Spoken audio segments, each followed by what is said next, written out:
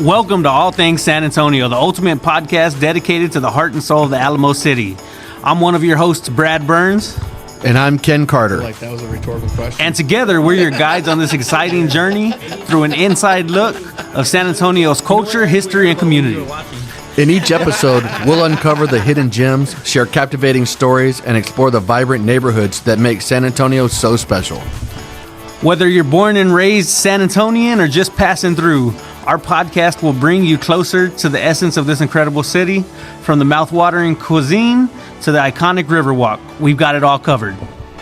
So whether you're planning your next visit, looking for insider tips, or simply want to immerse yourself in the unique charm of San Antonio, you're in the right place. Sit back, relax, and let's embark on a captivating journey through all things San Antonio. Don't forget to subscribe so you never miss an episode. Let's go. San Antonio! What's going on, San Antonio? Welcome to All Things San Antonio podcast with your host, Brad Burns, and Ken Carter coming at you. I'm not Cowboy Ken today. not Cowboy Ken today. What are you, Super Bowl Ken? Valentine's Ken. Post-Valentine's. Post-Valentine's. Post-Valentine's Ken. Post-Super Bowl, I'd like to congratulate the Kansas City Chiefs on their recent victory. And if I'm wrong, good job, 49ers. In all transparency, we're recording this the week before Super Bowl. So we're about to see. And I'm going for the Chiefs. I would never bet against Mahomes. He's the next Brady.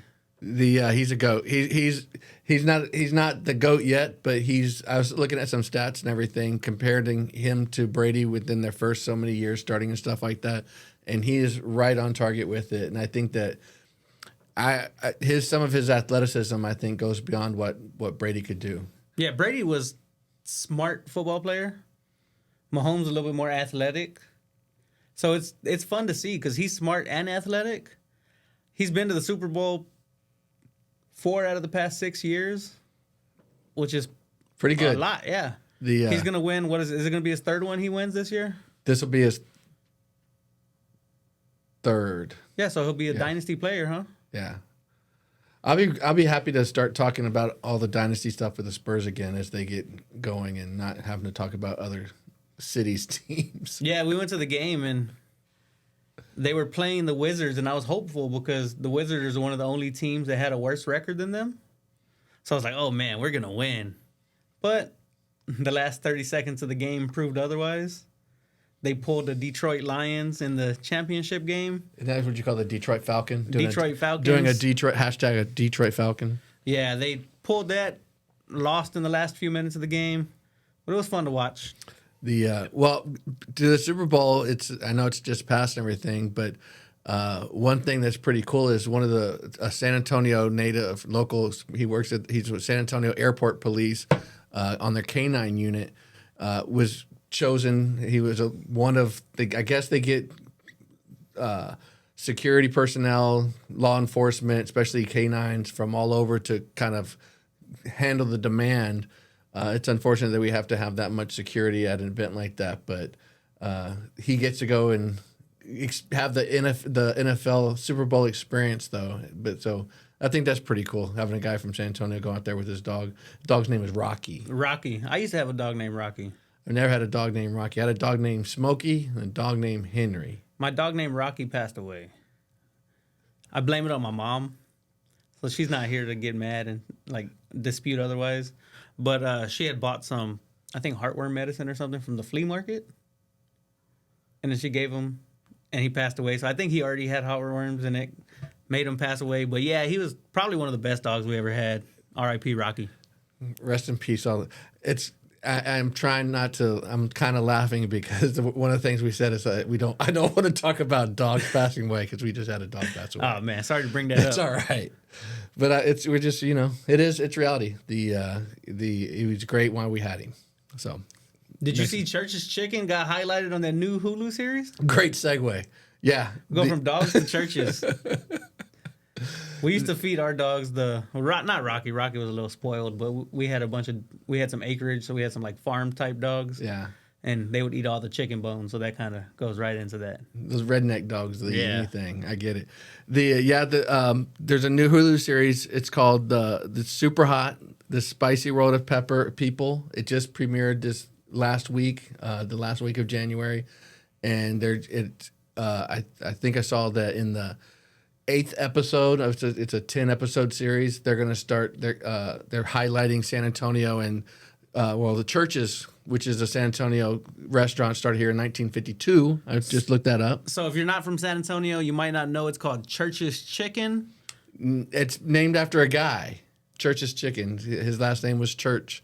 And so they're seeking out the hottest pepper because Church's is in April, they're going to release a new spicy dip, some sort of spicy condiment. And they're seeking. It's crazy to me how hot everybody, like with the advent of Hot Ones, the TV show, and Takis chips and everything, like the level of spice in our country has gone up like threefold since in the last 20 years. We're probably going to see those commercials one day. If you've eaten anything spicy from the years 2020 to 2025, give us a call today. You may be entitled to a cash settlement. Have some bowel and intestinal disorders coming up. Yeah. So, I mean, if you're a doctor in med school, you might look at going into some sort of like stomach medicine, gastroenterologist. Yeah. You might look into going something like that. You're probably going to have a bright future ahead of you. All of this super hot stuff is probably not the best for our insides. Except AI will fix it. Yeah. AI fixes everything, doesn't it? It's eventually, one way or the other. So going from a little bit different quality of food from Church's. Not that Church's isn't a great piece of chicken. I don't ever eat Church's. I like Kentucky Fried. I like Bush's chicken, but to get some better quality, we've got some James Beard nominees. James Beard nominees. If you're not familiar with James Beard Foundation, it's an international organization that kind of celebrates and gives awards to different people in different culinary different categories within the culinary industry. And we've got 6 of them in San Antonio, one of them being the outstanding chef, David Kirkland, from Burnt Bean Company. It's actually in Seguin. I haven't been out there yet, but I've heard it's really good, and you have to get there super early. The only place I'm familiar with in Seguin is they have, I think it's called I don't know if it's called the Power Company or something like that. Right there on the river? Yeah. Yeah, that place is pretty cool. Just the ambiance around it, everything is really neat. Just being right there, and they've got the old generator from the river still and everything like that. Which is, again, we've got a lot of these great little side trips from San Antonio that are great to take if you have like an afternoon off, going a little bit past Seguin. One of them just going out to Shiner and going out to the Shiner Brewery and doing the tour out there. Oh, yeah. And they do some concerts and things like that. Who are the other nominees? They have one for the outstanding restaurant for Mixtli, Mixtli. I can't say it with the right. Can we just call it Mixatilly?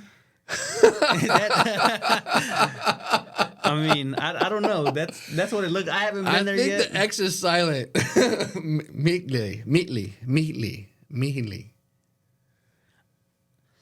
I don't know, Ken. We're gonna have to call in the lifeline for this one. Eric, our producer. Mixley. Appreciate that, Eric. Eric coming in clutch in the background. Everybody give it up for Eric.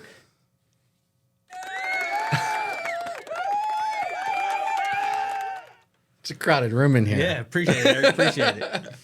So the one that I'm actually more familiar with, the best chef for Texas is Christopher Cadam from Callum's Attaboy. It's a burger place and everything that is just really great. Great burgers, chicken, just tremendous. So that's exciting there.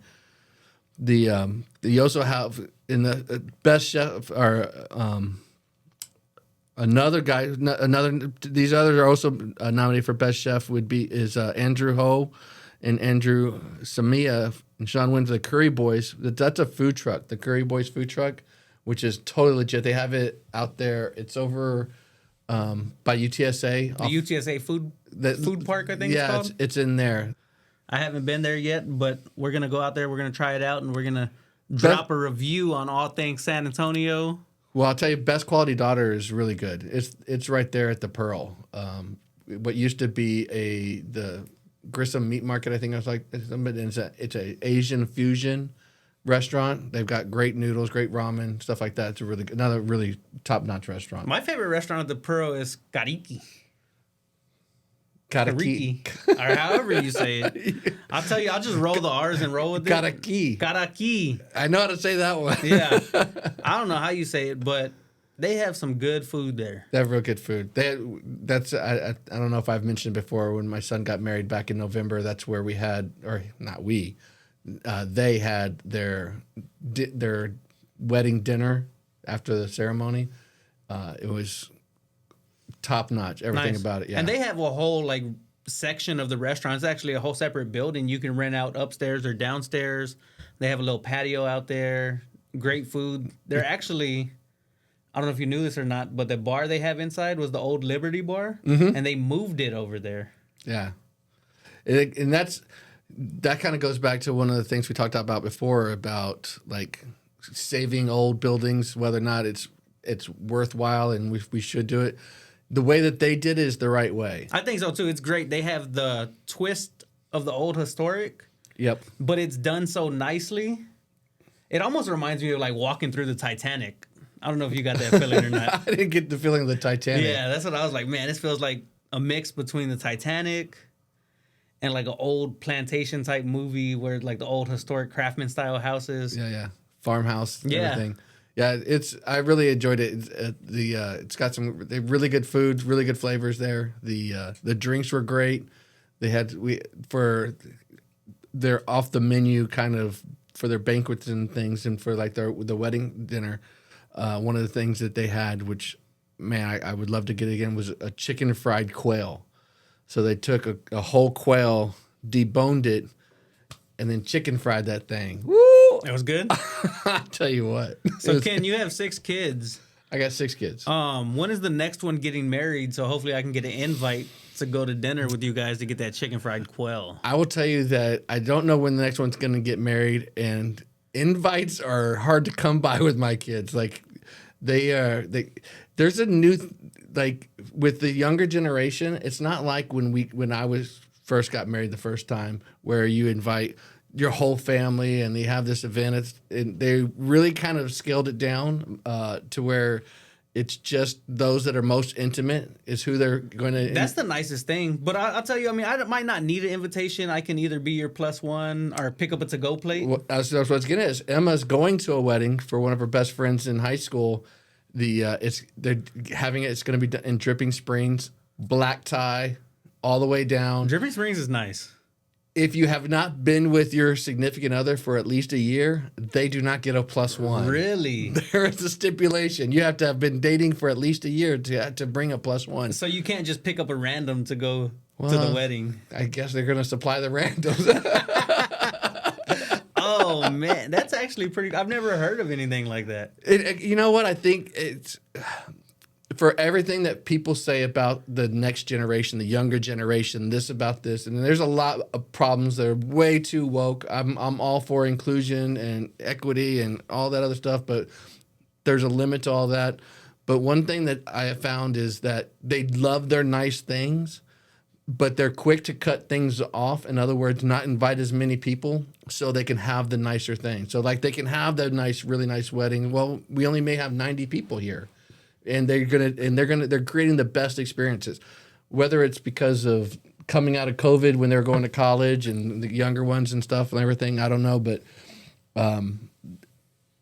people are embracing like the activity or the event and the more so than the things. I really like that idea.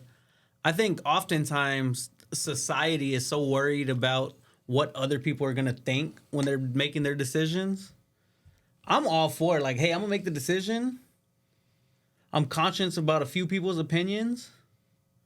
Other than that, like I can't live my life worried about what the next person's going to think about me. And so I think that's ultimately a lot of the younger generation's thing is, hey, we're gonna do what's best for us and our family, and ultimately, it doesn't matter if the third cousin, 3 sides down, doesn't get invited, because they probably weren't gonna bring a great wedding gift anyways. The wedding gifts are well defined. Also, you don't get to just choose what you bring for a wedding gift. Yeah, you got to go to your Amazon store. You got to go to to the Amazon registry. Got to or help towards the honeymoons. That's a big thing now. Oh yeah, getting help towards the honeymoon and stuff like that, which I think is great too. Yeah, I do too. I think honestly, it's the experience. It all goes back to having the experience rather than the thing. Yeah, I would rather go on a big trip than have a big extravagant wedding. That's just my opinion on it, because I'm going to remember those memories more. Weddings are hectic. They're all over the place. You're too worried about it. It's too stressful. I'm like, hey, let's go to the courthouse. Let's have a small wedding at the church, whatever you want to do. And we'll go on a nice trip. So that's kind of our thing. So we're thinking about renewing our vows 10 years. I guess they expire or something. But no, we were talking about renewing. Well, mine all expired then. I didn't renew any of mine. Oh man, that's funny. But talking about changes and different things like that, I don't know if a lot of people in San Antonio realize that PCS season is upon us. And if you're not included in the military, you might not know what PCS season is. So PCS stands for Permanent Change of Station. So that's when the military starts moving around. And as you can see on my shirt, we're Military City, USA. Thank you, Thrive. Yeah, appreciate y'all. So we're Military City, USA. This is PCS season. This is when people start changing stations. So your neighbors might not be your neighbors for much longer. If you've changed neighbors every year around this time, it might be because it's PCS season. You might just think, oh man, that house must be haunted. Nobody wants to live there. But they might just be changing stations. I know that all too well. I moved to I've said I moved to San Antonio when I was 16. It was the 11th place. Yeah, that's crazy. I'd lived 10 other places by the time I got here at 16, which is why I was so fortunate to find San Antonio as our final stopping place. I don't know what I would have done if my last base assignment was in Cairo, like it was, or the one before here. We were in Cairo, Egypt. You might have just stayed. So talking about the changes and the city growing and things, people coming to the city. Did you hear about that new HEB that's getting built on Culebra and Highway 211? It's starting soon, isn't it? After the summer, they're going to be starting construction? Yeah, so they're going to be starting this right there on the corner. Super excited. That whole side of town has really blown up. It's probably the fastest growing side of town in San Antonio. For sure. And farther west, going out even farther, going down Petrenko and going into Medina County. It's crazy the amount of development that goes that way.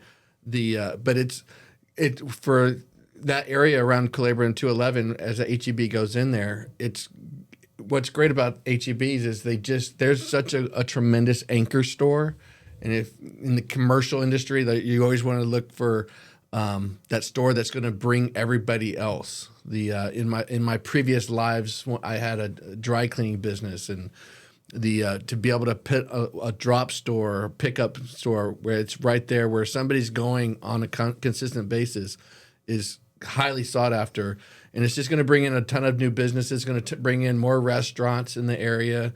It's going to help the community and bring up the value. So it's only good. Yeah, I don't know if you've ever noticed, but can you name an HEB that there's not a Whataburger right in the parking lot or almost next door to it?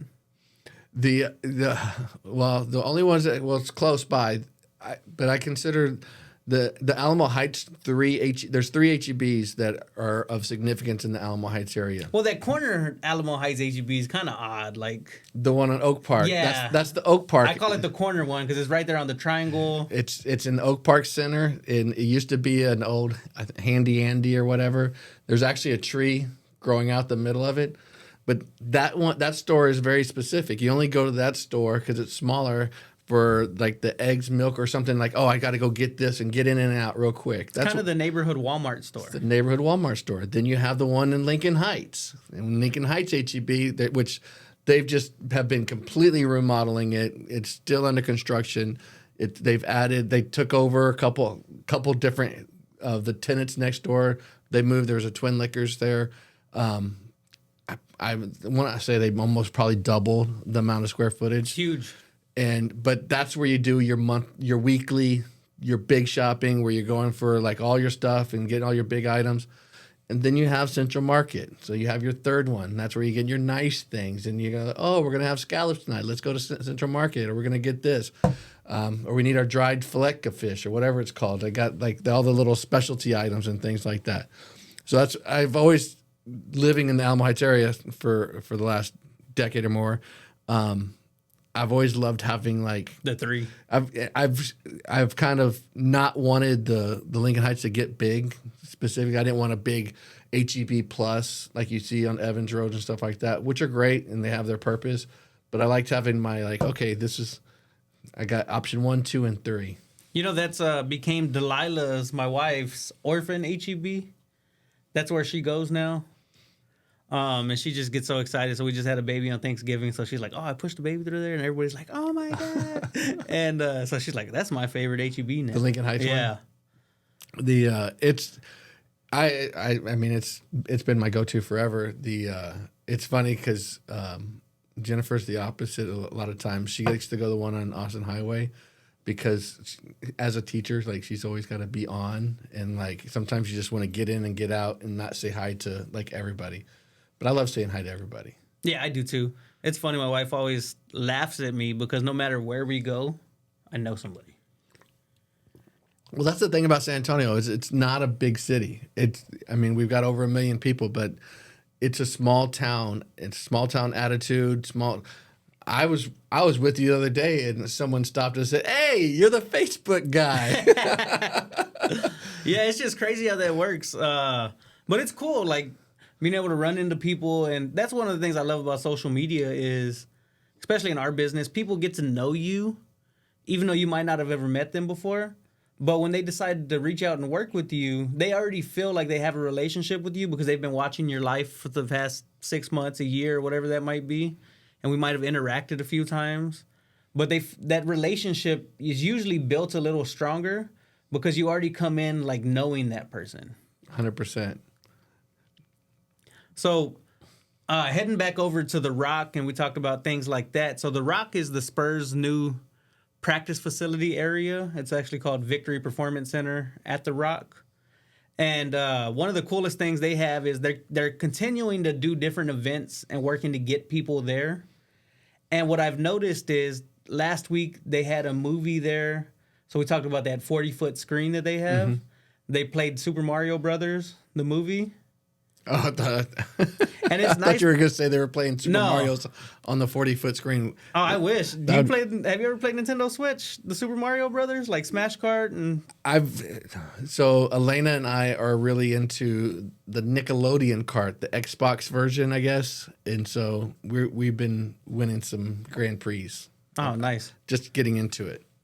I'm a gamer now. Well, you got to put that PS5 to use, the one that you won. We don't have that one anymore. Oh, you got rid of that one? We have Xbox. Okay. Well, you're Xbox family. But yeah, so they're doing different things like that there at The Rock. And they actually have a silent disco coming out on April 27th. I've never been to a silent disco, but I just want to go watch. Is this the one where they wear like the headphones and everything, so there's no one else can hear but what? That's a people watching experience. Yes, I just want to go watch. I don't care about the music. I don't want to be out there dancing doing that stuff. I just want to go watch because it's gonna be so interesting just watching everybody getting their groove on. Get their groove on for apparently seems like no reason whatsoever. So I just want to go laugh at them, honestly. So I think I'm gonna try to make it out there April 27th at The Rock just to go watch. That'll be fun. That's cool that they're doing like those kinds of things and different things to get people out. The more that we get a community out and get people involved in everything, then again it feels less like a big city and feels more like a small town and everything. I think that's one of the great things about San Antonio is it has that small town feel. Mm-hmm. So where you always run into somebody you know. I went to a Spurs game with a buddy of mine the other night, and we went into the little restaurant area, and he knew probably 20 out of the 50 people in there. And it's just crazy how in San Antonio everybody can be so connected to each other, even if it's just a couple people apart. Yeah. We had a situation where I had somebody call me from the internet and said, "Hey, I'm interested in this property." And that property had expired off the market, or they canceled it and took it off the market. So I reached out to the agent that was listing it. And I said, "Hey, are they still interested in selling it? I have somebody that might be looking at it." And so the owner actually called me back. I guess the agent gave him my number. And the owner actually called me back. And she was like, "Oh, yeah. Like, I know that guy through a friend that might be looking to buy it. And so we might be putting together a transaction where the people know each other through some other people." And that just happens so much in San Antonio. That's how my son bought his house. He was moving back from Boulder, and him and his wife were looking for, well, they were engaged at the time, but they were looking for a 3-bedroom, 2-bath.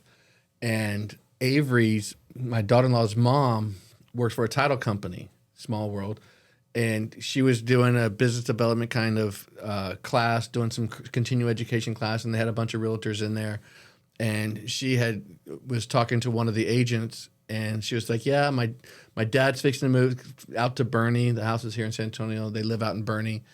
And she goes, "And we're going to be sitting there selling his house soon. So it's a beautiful little 3-bedroom." Starts naming everything that they're looking for in a house. And it took a couple of minutes, and then finally Natalie was like, "Oh, that's perfect for my daughter." And so the never hit the market. Like, and this was in the time when everything was selling off on the market, like multiple offers, over asking price, highly competitive.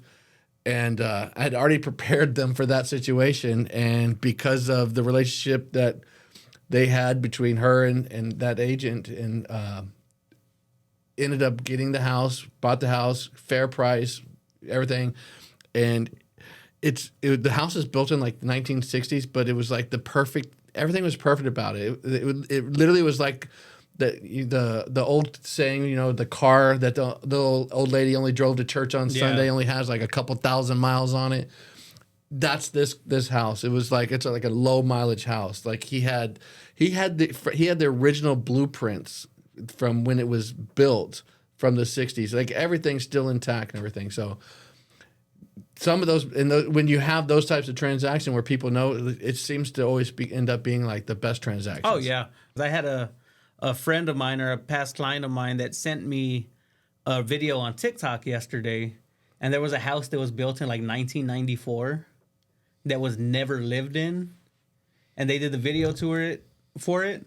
This gentleman had purchased it thinking he was going to travel and live there more often, and so he never moved in. And he owned the house since 1994. And so they like did the video walkthrough, and everything was just in pristine 1994 condition. So you saw the carpet, the vinyl flooring, the Formica countertops. Like, it was crazy to see. I was like, man, we usually see these with like stained carpet and it's like maybe needing a little work. piece. Yeah. So I was like, man, that's pretty cool. I was like, I'm glad he sent me that. You should just buy a bunch of 90s items and throw it all in the house and make it the 90s house. Yeah. So we talked a little earlier, we talked about a road trip or a little day trip from San Antonio. We talked about the burnt bean and Seguin. That's right. And that rhymes, the burnt bean and Seguin. It does. I think that one of the things that San Antonio it's great about it is the ability to shoot off in multiple directions and have different day trip experiences. And what I mean is, like, you can go to Fredericksburg and you got Winery Row and all of that, and you can go experience the Enchanted Rock, which is, I think, the second largest monolithic rock in the North America. And so you've got the hill country, right? And then if you go a couple hours down south, now you're at the coast, and now you're saltwater fishing. Or if you go a couple hours over towards Bastrop, and that now you're getting into more pine country and everything. So we've got all these different types of areas that are all around San Antonio, depending on what you want to do. If you want to go visit a bunch of wineries, which I don't know if you know this, but Texas wine is better than California wine. I don't drink wine, so I can't be the judge, but I will fight everything in Texas is better than California. It's scientific. Yeah. We were out on 290 at the Texas Mead Shop, I think it's called, and we ran into someone who works at Southwest Research as an environmental scientist, and the way that she explained it is that because of the minute changes, not drastic climate change, but there's little minute changes in our climate now, it's made the acidity levels in our hill country, in the dirt and soil, rise, and the soil content and everything, city levels have changed, like in Napa Valley, that like starting in like 2018, 2019, we get better scores for our wine out of Texas from Texas grapes than they do a lot of times with California grapes. And another little bit of trivia, one of the largest grape producers for wine is Salt Lake Barbecue. Really? They have a bunch of vineyards up there around Dripping Springs and everything. It's one of them, something they invested in years and years ago. And so a lot of the wineries that you go to will have grapes. They're all using the same grapes. They're using grapes from the Salt Lake Barbecue. Just different recipes. They're just, a little bit different. Different sugar different content. Well, it's different grapes, different varieties of grapes and stuff like that. You definitely don't drink wine. I don't know anything about wine. They put, so my opinion. Strawberry Hill is not a flavor of grape. The difference between the wines are, and this is from my expert opinion of never drinking wine in my life. So for the different brands or whatnot, they just put different labels on them. Pretty much. They all taste terrible in my opinion. So wines aren't my thing. So if you want to know more about wine, get with Ken. It sounds like he's the expert on it. No expert, but I'll drink a glass or two. Either that or he watched a YouTube video. I took a class. What's your favorite I took day a class trip? at Central Market on tasting wine. Oh, nice. Another great thing. What's your favorite day trip from San Antonio? We love to go to the rivers. Like I'm all about whether we go to like Concan and go float the Frio, or just going up to New Braunfels and floating the Comal, or the Guadalupe and stuff like that. That's something that as a family we've always been big on, tubing, going tubing down. And that goes back to when I was a kid living in Idaho. We used to go tubing on the Snake River up there. It's always something I've enjoyed. So like if we can take a day trip, go out there, go tubing for a few hours, then go eat some barbecue, go find a good restaurant and everything, it's an all right day. That sounds like the trip for me. I'll tell you, I've been tubing a few times, but it kind of freaks me out a little bit. Oh, try going with your kids. Thinking they're going to, like, that's, like, I'm a worst case scenario kind of guy. And so now Elena, she's almost 12, and so last few years she's done great. But, like, man, going down the tube chute and you go into the rough area. Flipping out. You got, okay, she's with Hagen on his tube here. We got one person behind, one person in front. We got them surrounded, and, like, it becomes a strategy because, like, it's my worst case scenario is like something happens like that. Yeah, that's pretty scary. I'll tell you. I mean, my biggest fear and life preservers is last time I was there, I saw this snake in the water, and I was like, man, the pool never has a snake, or that I've seen. So that's always my kind of thing, freaking out like that. I'll tell you my favorite day trip, and it's usually more than a day when we go places. I love going down to the coast. I already knew that. I love it so much. We actually bought a house down in Rockport, which is about 2.5 hours from San Antonio. And fun trivia fact, blending a little real estate into it. Did you know you can buy a second home for as little as 10% down? And then what you're able to do with that is, so you have to qualify for both of them, but you can buy that second home for as little as 10% down. And then you can put it up on Airbnb when you're not staying there, and let it pay for itself. So if you have a little bit of capital up front to put that 10% down, yeah, it can be a great alternative. So we spend probably 40 or 50 days a year down at the coast. Not all consecutively, but you can do that. And if you go back and do the math on maybe the difference between what it might not cash flow doing Airbnb or short-term rental and what you pay for hotels, you're usually going to come out ahead if you do purchase something like that. That's a good idea. It's always any way that you can find a cost-effective way to have secondary properties that pay for themselves, and then also allow you to have that lifestyle balance and still enjoy it is kind of key, for sure. Yeah, that's definitely one of my favorite things. So if y'all have any questions about buying secondary properties or anything like that, we're not going to turn this into a sales pitch, but shoot us a message. Or let us know what you want us to talk about next week. We appreciate you tuning in. Again, like and subscribe. Like and Subscribe.